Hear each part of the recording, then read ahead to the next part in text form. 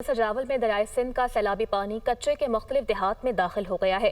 گاؤں رمضان ملہ کے اسکول میں بھی سیلابی پانی داخل ہو گیا ہے۔ مزید کیا ڈیٹیلز ہیں جان لیتے ہیں ہمارے نمائندے شاہد سمو سے۔ جی شاہد۔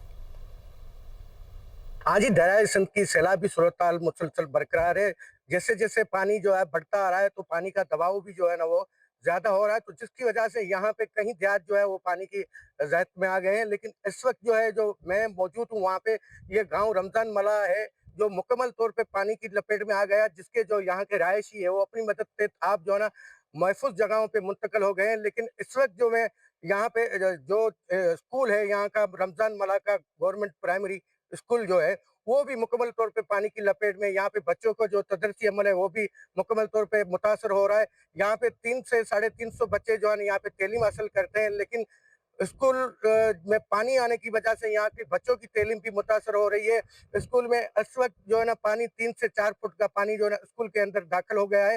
یہاں پہ جو یہاں کے مقیم ہے وہ سخت پریشانی میں مبتلا ہے۔